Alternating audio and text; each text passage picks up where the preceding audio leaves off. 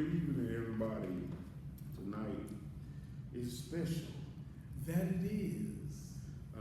It's the In the Know podcast with your boy, Teacher Chef, my right hand man, Jaycutta. In the building. And tonight we have a special guest. Yes, sir. Schoolmate. Alumni. Bulldog. MsCynthia Turner. Help us understand getting the right realtor and then explain to everybody how to go through the home buying process correctly. That's right. Okay, because it can be crazy. I know when we bought our house, it was first just trying to find the right realtor, and then once we got the right person, it was he was good. You know, hey, we pre-approved for this much. That's why I need my house to stay.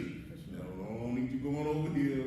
I don't need to go to Santa Clara. I don't need, you know what I'm saying? I don't need to be nowhere fast. I need 4 walls, roof. You need, and like I say, it made it easy because she knew what to shop for, and so I wanted to make sure we got you all on. I know we have been talking about it. Sometimes skills will be everywhere. And I can imagine in the field that you in. Definitely. So, but Jay, if you want to, man, let Miss Turner tell us about her background, education.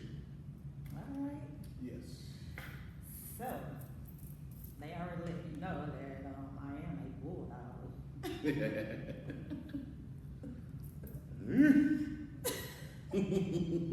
Power to the bulldogs, You see what I'm right? saying? We got you. Hilarious.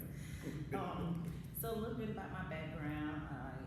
Of course, I did graduate from Perea High School, and shortly after I left high school, I decided to go to our local technical college here in Greenville Tech. And so through my time at Greenville Tech, I majored in business administration, and then I decided that I wanted to do something besides just the business part of it. Kind of wanted to get something a little more specific, so I decided to go into accounting. And I have 2 degrees from Greenville Tech. I have an accounting degree as well as a business degree. And I am a mother of 2. I am a grandmother of 7. 7th and looking on the 7th. Shake the.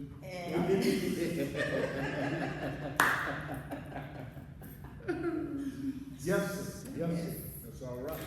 7 grandbabies. That's all right. They definitely keep me youthful.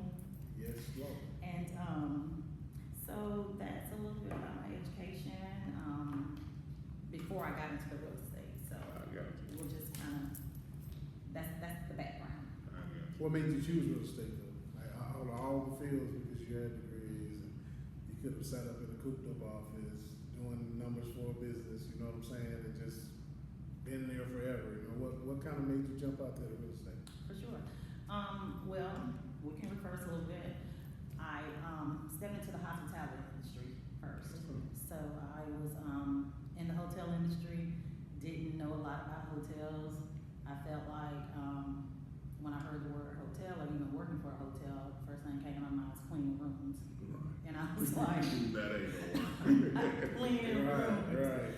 So this goes back to kind of like educating yourself and learning that there's so many multiple departments, especially when you go into like full service properties, right? Mm-hmm. You got your full service, select service. So I work for a full service hotel, and I started out as a banquet server, and I did banquets for about 3 months. I'll never forget. I was back there cutting lemons, getting prepared for a banquet, and the front desk manager came by, and she was like, "Cynthia, have you ever thought about working at the front desk?" And back then, you couldn't really steal employees from other departments, right? You had to kind of like be respectful of other managers, right? And I was like, okay. She was like, well, come talk to me one day and let's see how we can get you at the front desk. I was like, okay. So I started at the front desk. I worked at the front desk for 3 months, and then human resources sister came to me again. Mm-hmm. She was just like, Cynthia, I don't want to say your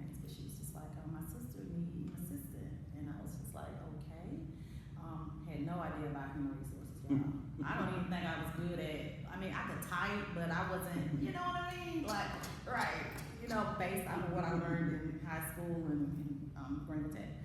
So, I decided to take the HR position. So I went to human resources and, I did that for years. Okay. And I really did it based off of just the training. Okay. You know, I didn't have any like, I had the education, but I didn't have that. In that field. Exactly. I got you.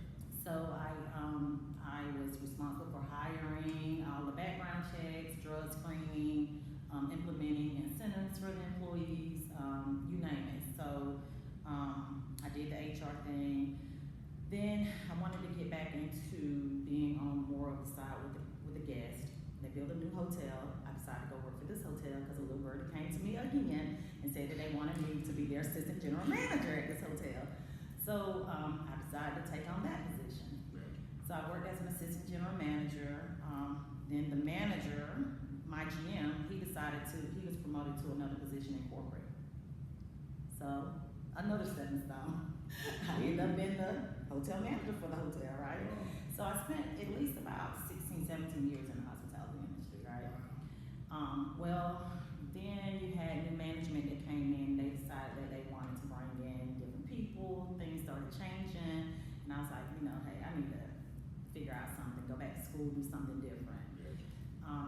So I left the hospitality industry. I did the accounting thing. I went to work for this prestigious accounting firm in Spartanburg.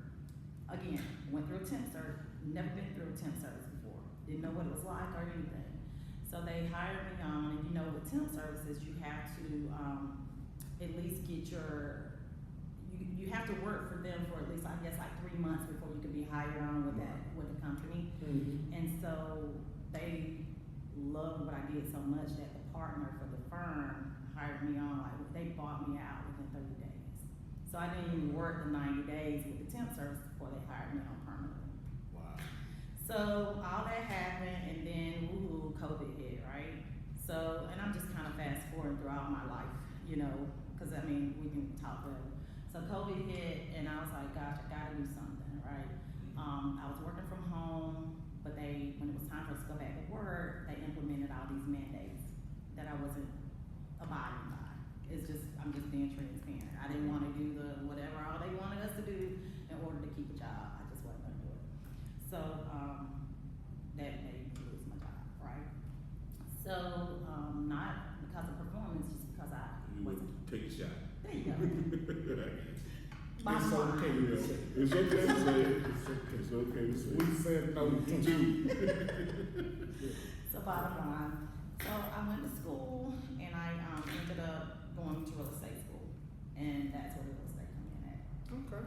I know that's a lot, but it No, made sense, and it could go on and on because Me. even with the real estate, I did the whole real estate thing, and it was slow motion in that first year. And my son, he owned a trucking company at the time, and I was like, I would hear him go back and forth with, people not wanting to come to work, with the maintenance on the trucks, the expensive fuel and all this and that and the third. And so I was at home working one day, working on a client, and I was just like, I'm gonna try to get my CDLs. And I did. You get like, You know the most. See, You hey, know what I'm saying? So she means she can drive to bring the truck with the cash in it. right. You know, To the house. To the house. son, move your car, move your car.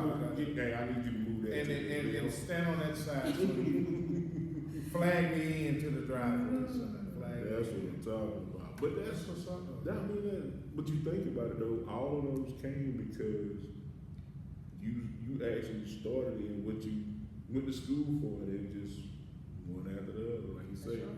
The birdie come to you and hey, I like what you're doing. I need to move you. For sure. And you have to take the lead. That's right. So it works out like that sometimes. Yeah. But Yeah, that's right. I never would have put that together. See, nah, I would have missed that. I would have missed that altogether. Yeah, I missed that question right there. But I do, out of the questions that I sent you, I think the one that I wanted to ask the most is, What's that? how do you deal with difficult clients? Okay. Yeah, well, for me, I haven't really had a difficult client yet. I really haven't, but I can tell you the way that I would deal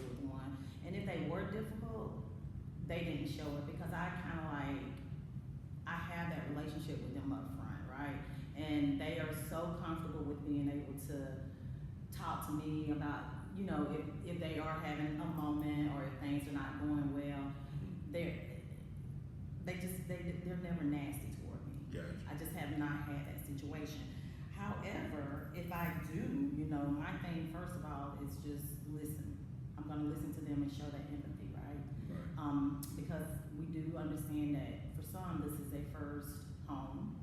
You know, Major emotions are high. So, you know, and a lot of times, oftentimes they just want to be heard. They want you to listen to what they're dealing with, or, you know, if they see a home they like, or if we're just trying to explain to them the different processes that are in place for purchasing a home, just to kind of sit back and understand that I got you. Right. I got you. I'm gonna hold your hand throughout this process and just chill, you know? So, if I do come across a difficult customer or client, I'm gonna make sure that I'm staying calm, keep that professionalism, and the most important thing is not to take it personal.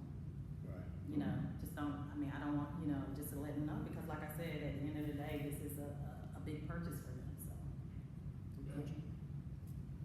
So, my question Okay. is, when you were starting out, what was the most common mistakes that were made Okay. when you were starting out in real estate? But like, and not so much necessarily a mistake, but perspective. Like, you may have went at it the wrong way. You know what I'm Sure. saying? Or thought it was going to be something that it wasn't. Yeah. You know what I'm saying? So That's a what good question. you kind of do in that area as far as when you first started? And to be transparent, comparing my business to other people's business, you know, That's easy to do. yeah. Very easy. You know, I've learned that,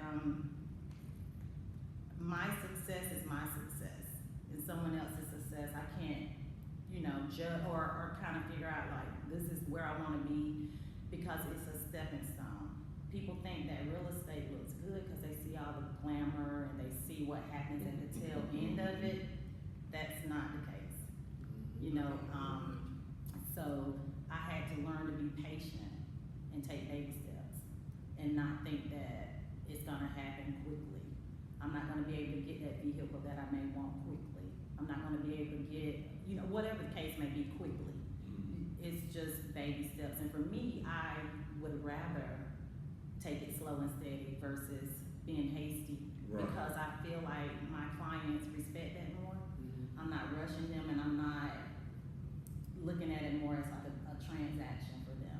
It's more me taking my time building that relationship with You them. seem more established too, like you're not hungry for the money. Exactly. Trying to rush Rush them. bank closed at 5, it's 3:30, I need to move. You know? I mean, I get it, yeah, that's real.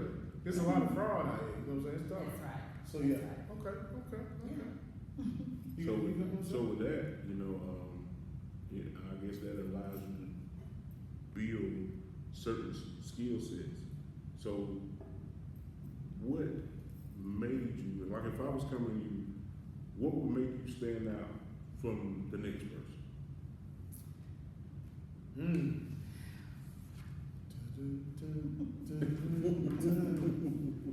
What would you do? Well, what makes me stand out Yes, ma'am. in this competitive real estate market? So pretty much, giving that white glove service to people, you know, with hospitality being my background, I'm not gonna even say that. I just think me alone and my personality alone is, you know, what you see is what you get. So, and I care about the people because I want them to know that, again, they're not just a transaction. Right, So, right. I'm making sure that I'm building that rapport with them, building that relationship with them, and I'm communicating with my clients and letting them know, they'll hear me all the time saying, next step. Okay, they finish this, okay, now our next step. So that's one of my things, I'm always letting them know every step of the way. and that's just making them comfortable. So, being available for them, answering my phones for them, not all the time, because of course, that's when that work-life balance come into play. Yeah. You know what I mean? Yeah. But I can assure you that all my clients that I've come in contact with, they will let you know that they have never had a problem with me not getting back with them at least the very next day. So, and just showing up for them, being on time for any of our appointments, any of our showings, and being so open and transparent with them about everything that they're gonna encounter through the process. So, that's huge, because, you know, if not, people just look at it as if they're just a number, you know what I'm saying? So, and I don't want that. I want to, you know, and I just think it means a lot for the client. Gotcha. Take away that corporate feel. For sure. Yeah. Yeah. Hurry up, sign. No, let's just take it nice and slow. Please hurry. Hey, that's crazy. Yes, sir. So like, okay, I like this. Mhm. So what is your most memorable or challenging experience? Okay. on stage? I would say my most memorable challenging experience is dealing with individuals when it comes to the repair inspection part of it. It can get tricky, right? So I've had, not just one, I've had a couple of clients that, when we get to the inspection part of it, I have to let them all know in advance, do not freak out, right? First of all, we know inspectors, we paying them a few $100s to inspect our product we're about to purchase, right? And they're not gonna bring us back a blank piece of paper, so therefore they have to, which we want them to, find things that's possibly wrong with the property, correct? Well, it could be overwhelming, cause they will find stuff, not just one, two things, they're finding a lot of items, and so when the client get it, they freaking out. I mean, by the time the inspector finishes, it seems like the house is about to fall apart. And so I'm like, don't panic, just whenever the report comes back, we'll go through it step by step. Well, I've had a buyer that almost wanted to just like not do the deal if the seller didn't fix everything that was on the repair report. So for me, that's when I have to step in and just really literally let them know, hey, listen, let's go, even if we have to go back to the house with the actual report in hand and look at some of these items that they called an issue, and see if you can live without that, cause I know what the sellers are gonna look at if I give them back this report saying, oh, my client wants all these things fixed. But I'm gonna do what my client wants, of course, but I just wanna make sure they're understanding understanding what we're asking for. Right. So, yeah, I've definitely almost lost deals behind, the clients not wanting to purchase the home if every single item is not fixed, so. Gotcha. Okay. And I guess this next question, I think you've already really answered it because of, not only your background, but what you've been into. What is that most valuable skill set? But your skill set is kind of lined out already because you had the hospitality and you stayed in it, so you know how to even, greet people and make them feel like it's, whatever your hotel room is for that night, it don't even matter because of the experience. Exactly. But that would have been my next question anyway was, what in that skill set is most important? Well, we know in real estate, it comes with several skill sets that you need to have. Yes, ma'am.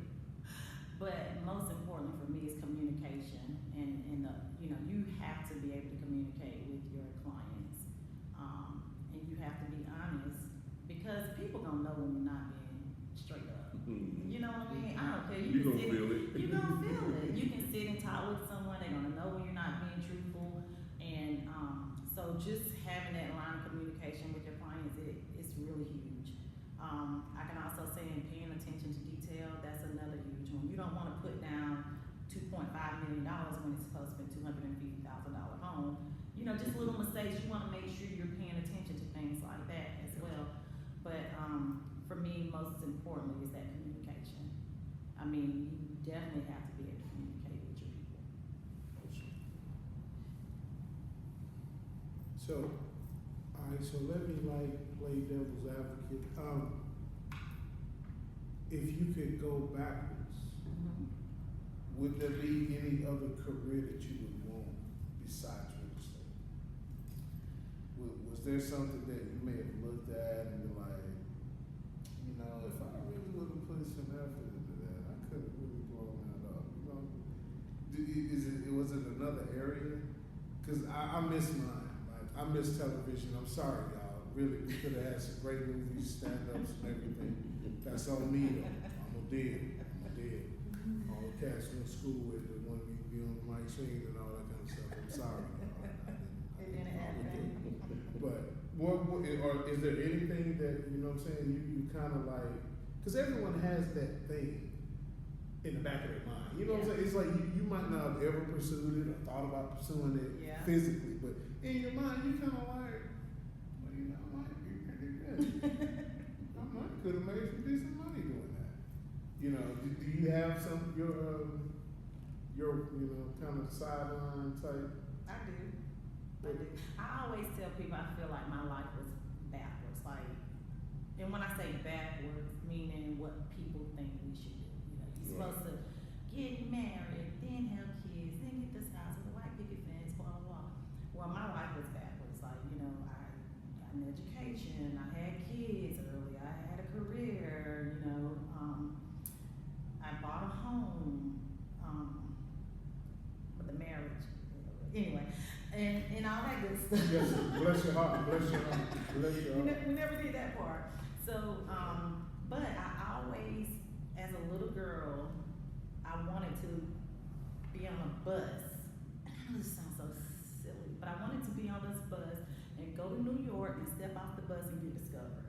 Like, and somebody say, that's the person I was looking for. Like, no reason, no rhyme, no nothing, but that's the girl I want. I don't know what I was gonna do. I don't know what I was gonna do. And that was gonna bring me money. Like, that's exactly what I was doing. I didn't want to work hard. Who wanted to work hard? I just wanted to be discovered. The weird part about that, thinking back to high school, that might have actually worked. That's all I wanted. I'm serious. Yeah, you was super nice, super cute. So that probably would have worked for you back in high school. Real talk. You Just come on the bus and say, I'm here. I have arrived. Please give me mine. You see what I'm saying? That's what I wanted. Wow. That's crazy. It's amazing what we think about when we're young. You know what I'm saying? Before the world has slapped us around and, real life adulting has put us in the headlock, figure four, jumped off the top rope, you know what I'm saying? Caught us in the parking lot, ran us over a little bit. Back up over you. Right. Because like life, man, like it's so crazy how like this is a perfect example. I went to school with both of you, but if I was such a jerk in school, a complete jackass, if you will, in school, this wouldn't even be happening right now. For sure. You see what I'm saying? Like, it's almost like we don't consider first interactions with people and how you perceived at that moment. It's gonna carry. You know what I'm saying? Especially when people don't have further dealings with you. They're like, I remember I didn't even like you. And before you know it, you know what I'm saying? It's like I try to tell people, man, all the time, like your character will arrive before you will. That's true. You know what I'm saying? And like in your industry, that happens because there's so many people being dirty and shiesty in that industry. So it's like when you are a person of standard and character, it's gonna arrive before That's you. right. Someone else is gonna vouch for that thing That's before right. you even get there. So that's the same way with me, Barbara. I didn't think I was gonna cut hair. I really did. Right. I did.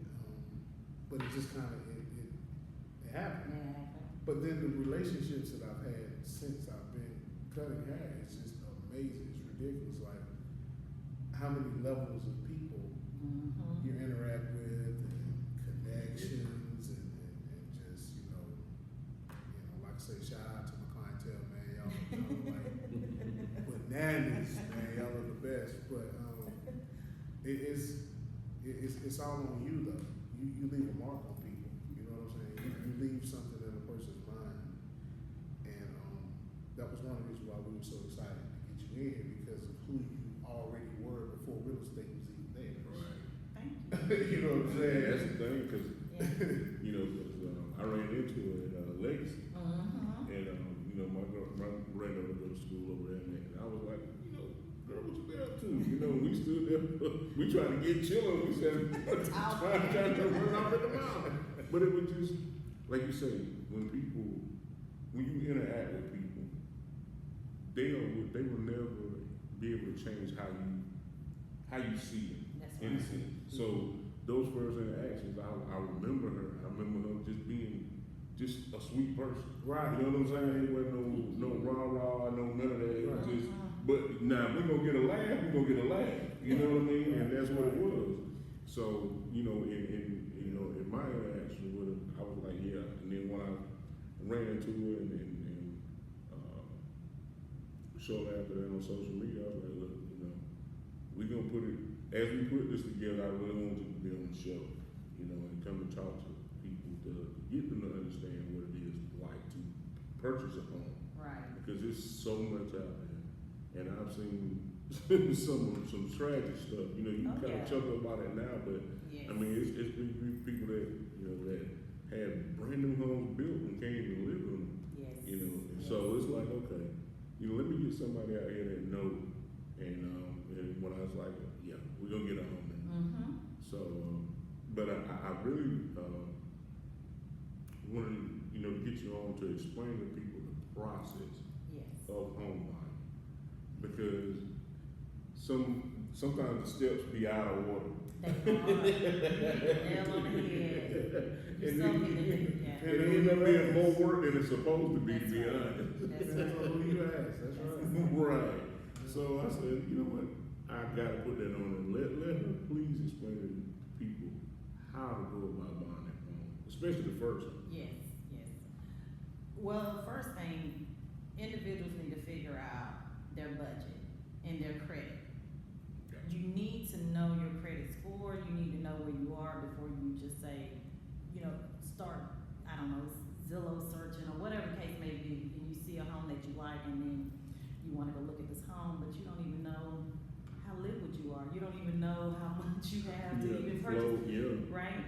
So that's the first step. You need to get with a lender. If you don't have a lender or don't know that process, then get with a realtor. But you have to figure out where you are when it comes with this budgeting part of it. Because not only are you gonna need to know how much you have to purchase a home with, you're gonna have to know how much you have to put for down payment. You need to also be able to factor in your taxes. You need to be able to factor in home insurance, your earnest money. You need to make sure you have. You doing a new bill. Yeah, and a lot of people don't know that. Another thing I like to tell people before they get to the realtor aspect of it is do your homework to see who you want to work with. Make sure you're searching and figuring out if that is the right person. Also know that if they're not, y'all can break up. For me, I'm the same way. If we don't mesh, if we're not a good partnership, we don't need to work together, and I'm okay with that. Right. So, once you get all your credit and your budgeting together, and you know from your lender how much you are going to be approved for, then you go find your realtor. Gotcha. Okay. You don't want to go looking at a $300,000 home when you're only approved for $150,000. Like, that's getting your hopes up. So, and it's a waste of time. Right. Quite frankly, right? So, I like to tell people, once we get past that threshold, I think individuals don't understand the relationship between a realtor and the actual lender. You do not have to tell me how much money you make.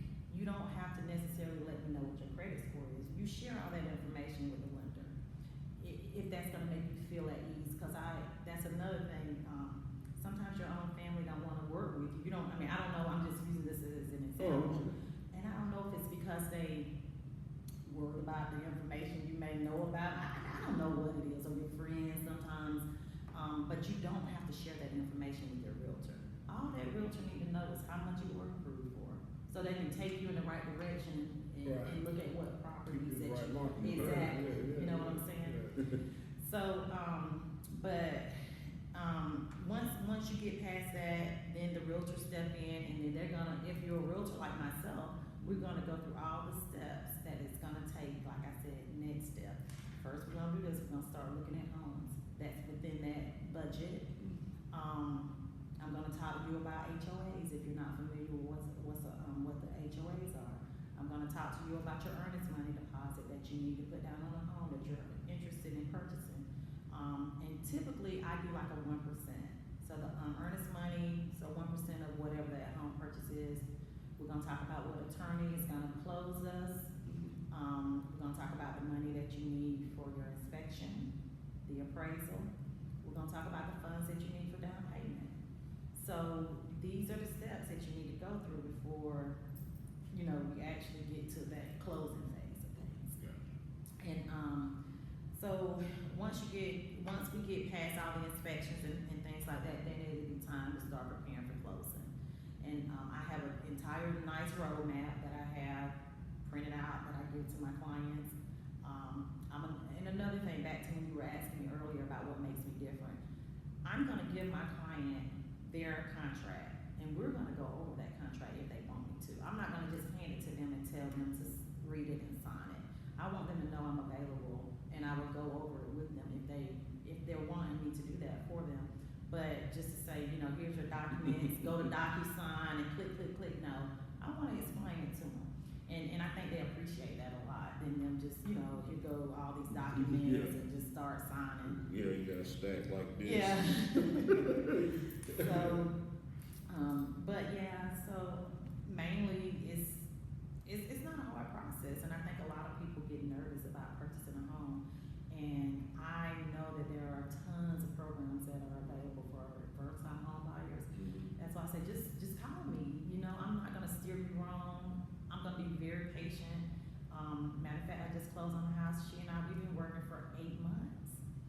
And back to the glimmer and glam of home buying, always count from 100. From the day, if we were to sign a contract right now today, you gotta count 100 days down the road before we'll actually close, sometimes, right? Unless you're very liquid and you're paying cash for a home, of course, we can close those deals early. Or if your lender, some lenders can get you closed early depending on how your finances are looking and if you're getting all the documents and paperwork back to them in time enough. But,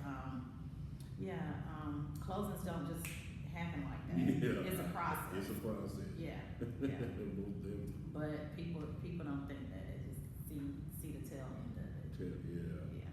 Do you have any of those programs listed that people can actually go to for like first time home buying or like the 100% rural? USDA rural housing, that's number one. Matter of fact, I'll be transparent. My first home was a USDA rural housing. Okay. It sure was, and I didn't know anything about it. I just bumped into the right people, and they knew how eager I was to get a home. I did not want to rent. When I moved out on my own, I stayed in an apartment for like 2 years, and I was already buying my house. So now my daughter lives in that same house. My son purchased the house next door to her, so they're neighbors. Convenient as that. And so, well, I thought I was gonna get rid of you right next door. But USDA Rural Housing is an amazing program. Of course, it puts you out in the rural area, which that's where I wanted to be. I want to be away from everybody. I can come to you, but you don't need to be coming. So you don't accidentally fall by my house. I was in the It's gonna be a ride. How did you end up down here? I was in your neighborhood. No, you would. What you want? You know you ain't coming right. You ain't calling, but I said, you ain't talking. Hey, it's gonna be a long ride. Right. You show up, and you ain't called before. Hey, look, we doing like this. Let me stay that a little bit longer. I had no idea about that area.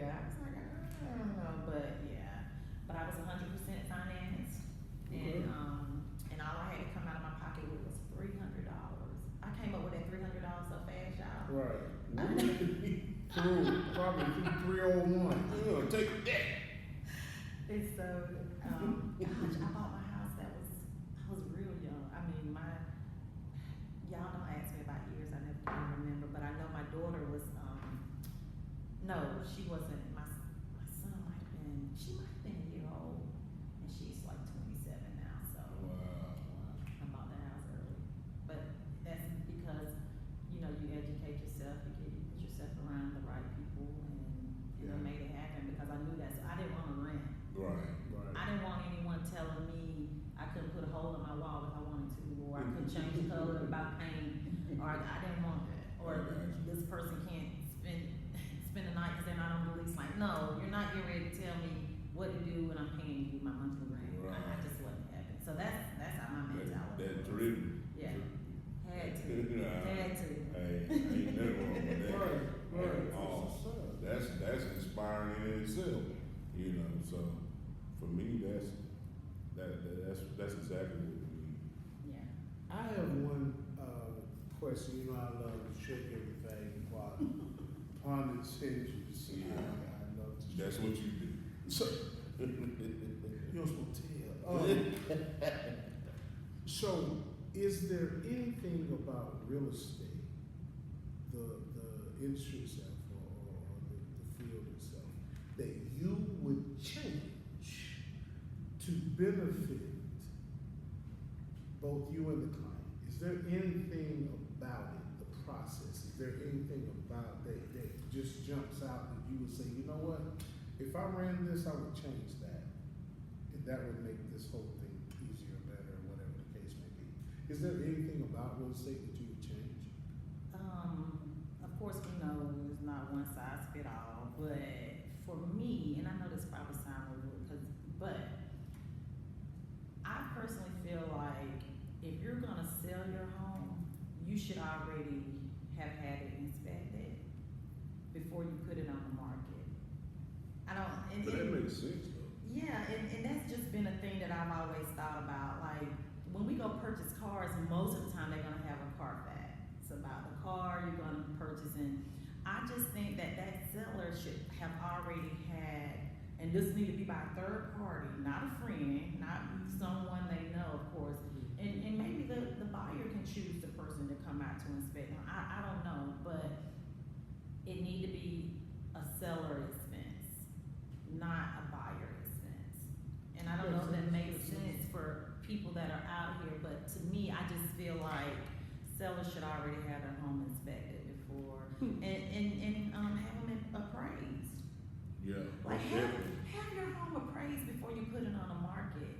That way it won't be all that up and down, or people doing all this fighting, or these bidding wars. Mhm. Okay, my house, I'm gonna sell it for $300,000 because I know it's worth $300,000. No, your house is not worth $300,000. It's probably only worth $250,000. But you have these ties with your home, and you think all this that you put in your home has driven up the value, when in fact it probably has not. The floors you put down may not be on this high tier level that your mental think that it is. So no, your house is not worth the $300,000 that you think that it's worth. So get it appraised first. Yeah, and that is big. You saying that because when we bought our house, it's been there 19 years, and we bought it. It was a foreclosure, and the thing about it is, you look at the area that we in, and everything started growing around us. They put in the Swamp Rabbit Trail. They done all this, and they started building around us. And like I say, when we first jumped in it, we struggled as new home buyers, and it took a while to get it lined out.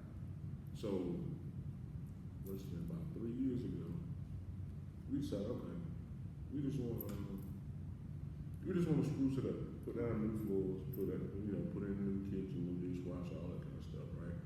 So we're gonna get a HELOC on, and a HELOC is just like you closing on anything else. It has to have an appraisal, right? Yes. So we come out there, and we knew what we paid for the house, and the guy come out there, he said, "Man, do you know what your house appraised for?" And I clue. Mm. I couldn't tell him anything. He said, man, right now, in this block, Mm. for what you paid for, I can get, it appraised for like $268,000. Mhm. And I paid a buck of money. Mhm. You get what I'm saying? Because you just don't know. Right. That's right. You get what I'm saying? And the lady that was actually doing the HELOC, she said, you guys been in that long and they never took no equity out of your house? No. Better use it. Yeah. That's what That's the it's for. smartest thing Yeah. ever. But a lot of people, Just don't they know. don't know. It's just being And what's so educated on. sweet about it is, it only charges you for the money that But you you use. use what you use. It's just a line of credit. Mhm. And we were able to, and what made it so funny is, a friend of mine I was working with, once we had our, we put the floors down and all that kind of stuff, and she was like, you know what? She said, you probably didn't even have to do that for your value to go up, but since you have done it, Right. I can take a look at it for you. Mhm. You get what I'm saying? And, it did push it a little north. Right. But it's just like you say, it's just the stuff It that is. most people we don't know about. We get in the house and, you making them payments, you just wanna make a payment. I wanna get it paid off as quick as possible.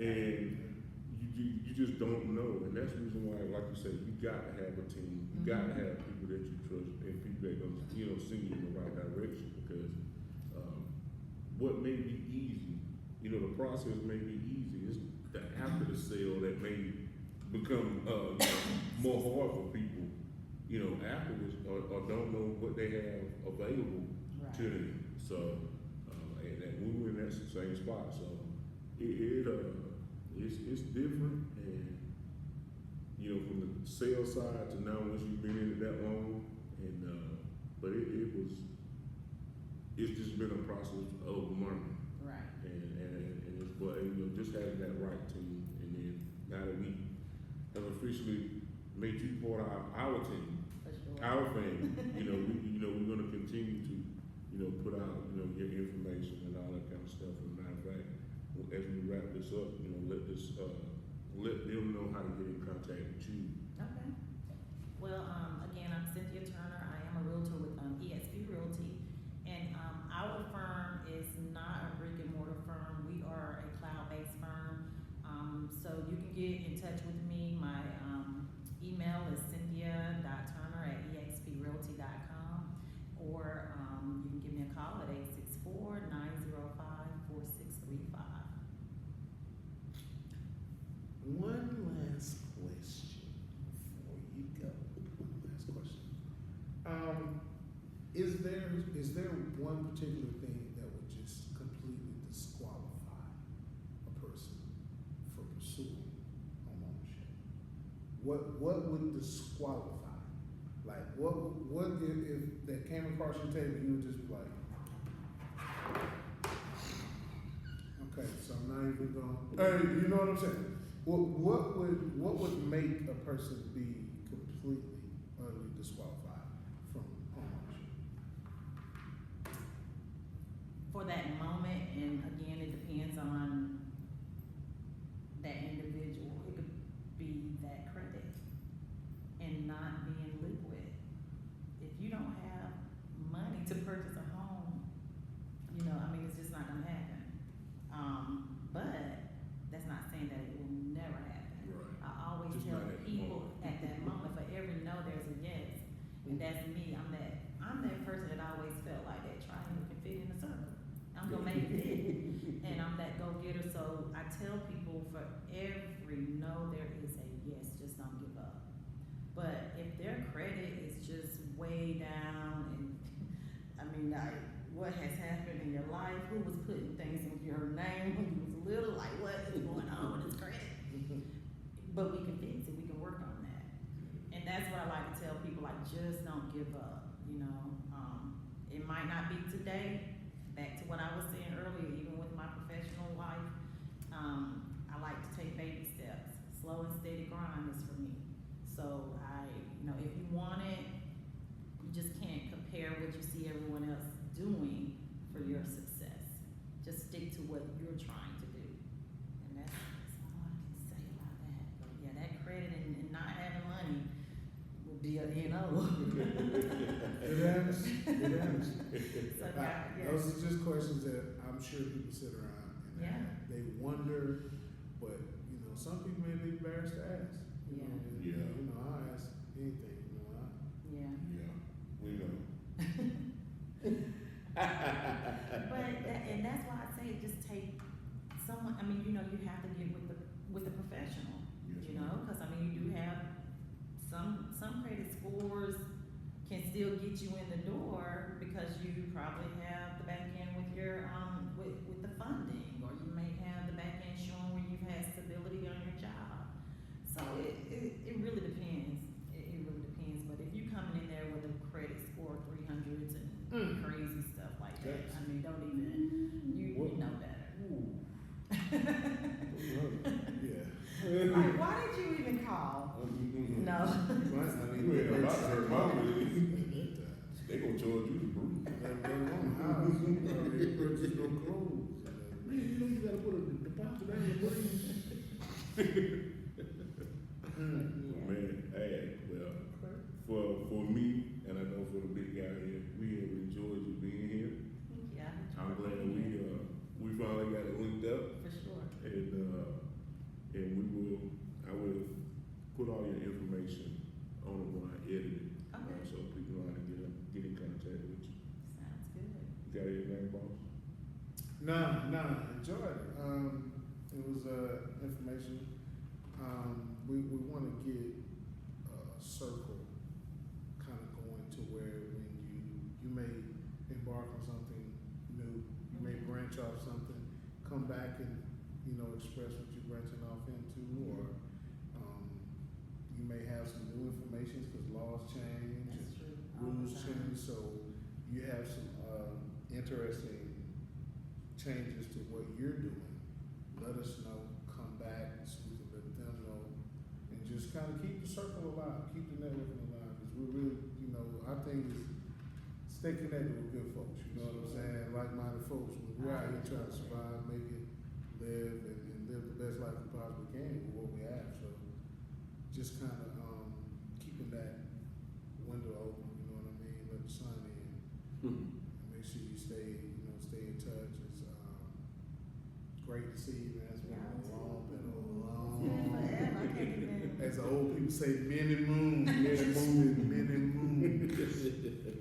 you know, it's It's good been a to see while. you doing great, because all the people who went to school are not doing good. So it's good to see, you know, you're doing well and established. And, you know, we kind of figured that, but you know, but like I say, but all jokes to the side, it's great to see you doing well, you and your family and everything, and like I say, we just look forward to more networking and more communication, more time on air, and just keeping the information out there, because we can talk about bull jive anytime. That's You know what I'm right. saying? But when you're coming on, giving something to empower someone, and that's real. Yeah. And that's what we're about. Yeah. Is trying our best to empower as many people as we can. So, Yes, sir. I like So, I said, I appreciate what you guys are doing. This is really great. I mean, just trying to keep things connected in positivity, you Right. know? right. That's right, huge. right. That's Bringing not that bad. positive vibe, that good energy. And that's exactly what we talked about last week. Oh, You know, yeah. it's like, Yeah. you know, it's so, this world done got so crazy, everybody wanna go viral, and wanna do this and do that, and Yeah. if I gotta cut you down, especially being, if you look at, so much social media and all these podcasts, this black man against black woman, if I gotta cut you down to feel like that's my way to make it, I just ain't gonna do it. And, you know what I mean? Cause I mean, you represent, I got wife, daughter, nieces, granddaughter, I gotta look them in the face. I can't cut you down and then go look at them in the face. That don't work, you know, and that's just something I ain't gonna do. And that's what we talked about before we even jumped on this thing. We just not gonna do it. Yeah. You know, now don't get me wrong, we can have some fun. Yeah. You know, we can get stupid. All the time. But nah, baby, the bashing thing ain't my thing at all. It's But the you know what? music, You know though. what? It's the music. You know what? I tell everybody. It's got a lot to do with it. Because if you think about all the music we had back in the day was It was positive. relationship, you know, family, you know. Even your TV shows, Yeah. yeah. Now Martin it's got Martin to and be Gina, ratchet. fight each other. Ratchet is the word of the day. Jenny got a girlfriend, and Martin cheating with the dude upstairs. Boy, yeah, You know, yeah. You don't have TV shows like you used to Nah, have. That's Like not. you used to be able to choose what you did with your life. Mhm. Now we're in the era of influence. See, you're being influenced on what to do with your life. That's right. It's not like it used to be. We chose what That's we were right. going to do. Mm-hmm. Whether you chose whatever, that was, Right. that was your choice. That's You your know, choice. no one was constantly Mhm. feeding it. You know, to the point where you're throwing up and you're tired of seeing it. Right. Like I say, it's just different times, but I just appreciate coming from the era I came from. Yes, sir. You know, because we're built different. That's period. right. We are. You know, so. I agree. Before we go, yeah, hey, there's gonna be like a live game show that we're gonna do. It's gonna be really, really ridiculous. Like it's gonna be so live. So just kind of stay tuned as we put this thing together. You know, we're gonna Okay, we're send gonna me throw the it out invite. there. Oh yeah. She gonna have to be all the way in there. She might have to be our moderator. Tell her when to get that time out. Right. Y'all putting up. Stop it. Put the pause on. But yeah, well, I'm very interested in that, Yeah. man. I already told my homeboy one to come through. Yeah. On Yeah. I told him, I said, bro, we gonna hit Black Jeopardy. Get ready. I said, this is gonna be stupid. Oh man, it's going down. Like we're coming up with our own game show. Oh, game show. And we're gonna rotate that thing around. So Yeah. like I said, we're gonna have some fun too, y'all. Yes, sir. Love each other, care for each other, and hold each other accountable. That's right. Alright? That's right. You know, peace and love, that's all I have. That's all I got, bro.